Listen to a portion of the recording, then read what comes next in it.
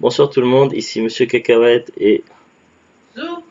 aujourd'hui nous sommes vendredi 13 avril 2018, il est 22h25 et pour ce Parlons DVD, donc c'était un film que j'avais choisi et il s'agit de Lord of War avec Nicolas Cage. C'est tiré d'une histoire vraie ce qu'il paraît, enfin si je dis pas de bêtises. Alors c'est un film, je l'avais déjà vu, du moins le début, dans les années de 2000 et quelques, je sais plus, c'était il y a facile 9 ans, je sais plus. J'avais vu le début en fait, c'est un film que j'avais un démat et le problème c'est que assez rapidement ça se mettait à déconner, tout ça, ça marchait plus bien, des En fait, ce synchronisations. film avait 13 ans. Ouais, il est plutôt jeune ce film là. Des synchronisations des voix, tout ça, et c'était un peu chiant, donc du coup c'était pas possible. J'avais déjà eu un problème similaire avec un film qui était en location à l'époque, j'étais abonné chez Orange, j'avais une box Orange. C'était, je sais plus, c'était Livebox ou Wanadu, enfin c'était chez Orange. Et les films Oh, étaient... oui. The Glut, tu parlais? Non, Les oui. films étaient... donc il y a possibilité de louer un film pour une durée de, je sais plus, c'était 24 heures ou 48 heures, moyennant des euros. Alors je sais plus c'était combien le prix à l'époque. Et donc j'avais fait pour... donc payer pour regarder le film Incassable avec Bruce Willis. Sauf que je crois que c'est la moitié du film, ça frisait. Ça frisait, ça plantait, et donc j'avais essayé de relancer la lecture à zéro, tout ça, et même le lendemain ça marchait pas, donc le service d'Orange qui était vraiment pas fiable, et donc j'avais payé pour rien. Donc le problème avec des maths, que ce soit le streaming ou le téléchargement, c'est vraiment la merde. On perd en qualité, des fois on voit les pixels, tout ça, donc la résolution qui est moins bonne que sur le format DVD ou Blu-ray, qui est DVD qui est déjà excellente à la base.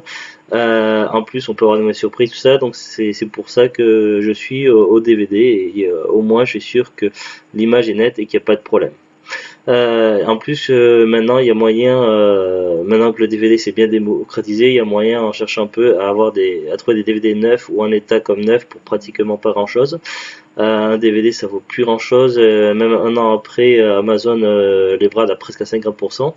Et encore, moi qui vais pas mal à Noz, à Cash, en brocante et autres, et puis qui fait les soldes, tout ça, donc il y a moyen d'avoir un DVD pas cher. Celui-ci, par exemple, je l'avais eu pour 1 euro, 9 sous blister acheté à Jiffy. À savoir que l'année dernière, Jiffy a décidé de faire un déstockage et de brader tous ses DVD à 1 euro. Alors pour revenir sur le film en lui-même, donc je vais vous lire, avant de vous en parler plus, je vais vous lire le synopsis qui est au dos.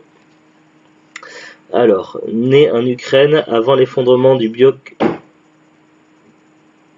Carla qui a fait des bêtises, j'irai voir après. Euh, Carla, tu fais quoi comme bêtise? C'est carrosse, peut-être. Mais là j'ai devant moi, donc je sais c'est Carla. Euh, donc, né en Ukraine avant l'effondrement du bloc soviétique, Yuri arrive aux États-Unis avec ses parents. Il se fait passer pour un émigrant juif, audacieux. Là, je suis pas d'accord. En fait, c'est le père qui se fait passer pour un émigrant juif et donc que toute la famille sont juifs. Déjà, il y a une erreur avec ce qui est écrit au dos. Audacieux et fin négociateur, il se fait une place dans le trafic d'armes. Les énormes sommes d'argent qu'il gagne lui permettent aussi de conquérir celle qui l'a toujours fasciné, la belle Ava. Parallèlement à cette vie de mari et de père idéal, Yuri devient l'un des plus gros vendeurs d'armes clandestins du monde. Utilisant ses relations à l'Est, il multiplie les coups toujours plus risqués, mais parvient chaque fois à échapper à Jack Valentine. Rien à voir avec Gilles Valentine de Resident Evil. L'agent d'Interpol qui le pourchasse, des luxueux immeubles new-yorkais au palais des dictateurs africains, Yuri joue de plus en plus gros. Convaincu de sa chance, il poursuit sa double vie explosive jusqu'à ce que le destin et sa conscience se le rattrapent. Je suis pas complètement d'accord, notamment la Ah, conscience, parce que oui. The Glut, tu permets? Oui, non, mais je découvre des choses. Je te dirai après. Oui, j'étais sur le film là. Ben, moi aussi, je suis sur le film. Oui, mais Wikipédia peut attendre un peu, non? Donc, en plus, voilà, tu m'as coupé. Euh, donc, je suis pas d'accord avec ce qui est dit là parce que la conscience le rattrape durant tout le film. On voit qu'il n'a aucune conscience, même quand des personnages, des proches, ça meurt, on n'a vraiment pas l'impression qu'il ait des remords. Rien ne le touche. C'est quelqu'un d'assez froid. Euh, après, Par contre, pour l'acteur, Nicolas Cage, il est vraiment crédible dans le rôle. Alors il y a aussi Ethan Hawke et Jared Leto. Alors il y en a un qui doit jouer certainement le gars d'Interpol et l'autre qui doit jouer le petit frère de Yuri. Par contre, c'est le petit frère de Yuri, donc il s'appelait comment déjà dans le film? Ah, Le petit frère de Yuri, ouais. Vitali. Vitaly, ouais, voilà. C'est vrai que ça faisait penser à Vitalis dans Rémi sans famille, le prénom. Donc lui, par contre, il a vraiment une conscience et ce qu'il voit par rapport à parce qu'il y a le commerce d'armes et il y a tout ce qui passe autour, les massacres, tout ça. Donc lui, ça le touche beaucoup, à tel point qu'il sombre dans la drogue et puis il a vraiment beaucoup de mal à se remettre et vraiment ça le bouffe énormément. Donc au lieu de jouer le rôle du grand frère modèle, donc Yuri, à chaque fois, il le met dans des situations, son petit frère, qui sont pas possibles, tout ça, et voilà, il a vraiment aucune conscience, aucun cœur, donc ça se voit durant tout le film. Du coup, c'est vrai qu'il y a certaines scènes, tout ça, et le caractère assez froid du personnage principal qui est, je sais pas pour les autres, mais en tout cas moi ça me met assez mal à l'aise. Euh, Après, quant à la réalisation, donc le film la réalisation était quand même plutôt assez bonne. Les acteurs sont très convaincants, tout ça, les personnages sont très bien joués. Mais après, c'est vrai que c'est un film qui me met vraiment mal à l'aise, donc un peu sombre, peut-être pas forcément dans le sens qu'on entend, mais voilà, un petit peu sombre, un petit peu froid, donc voilà. C'est limite un peu malsain en fait. L'univers le personnage principal et son univers, tout ça, ce qu'il fait, son commerce d'armes, tout ça, je trouve ça quand même assez malsain, donc c'est et assez dérangeant. Voilà, donc après il y a pas mal de il y a des références dans le temps par rapport à l'époque où ça se situe, tout ça, donc pour ajouter dans la crédibilité. Est-ce que tu as quelque chose à ajouter à tout ceci? Non, film, non, c'est les acteurs que je viens de découvrir des trucs. Bah, est-ce que tu as des choses intéressantes à nous dire par rapport aux acteurs qui jouaient dans le film? Neige, qu'est-ce que tu veux faire comme bêtise? Non? Celui de. Comment ça s'appelle là? Bah, je sais pas comment ça s'appelle. Celui qui lui court après depuis le début. Oui, je sais pas Jack Valentine. Jack En fait, Valentine. j'ai trouvé d'où C'est quel acteur? Alors c'est Ethan Hawke ou Jared Leto? Ethan Hawke. Ethan Hawke. Ben, je l'ai vu moi dans Bienvenue à Gattaca, un très bon film que je recommande sans hésiter. Mais c'est surtout un des personnages principaux des poètes disparus. Le cercle des poètes disparus? Ouais. Je l'ai vu mais j'ai jamais vu en entier. J'ai vu plusieurs fois ce qui passait à la télé. À chaque fois, le film était vers la fin. Et surtout, il a joué dans un truc. Attends, j'ai vu le cercle des poètes disparus. Et quelque chose d'autre. Ah, Cro-Blanc, c'est là je me rappelle. Cro-Blanc, lequel il y a eu plein de versions de Cro-Blanc. Le premier Cro-Blanc. Un qui est en noir et blanc, un qui est en couleur, celui des années 90, celui plus ancien. Années 90, bah, le premier Oui, c'est peut-être pas forcément. Oui, parce qu'il y en a eu un autre avant, je crois, il me semble, par Disney. Celui des années 90, oui, c'est celui que j'ai dû voir 2-3 fois à la télé à l'époque, mais je m'en souviens plus bien.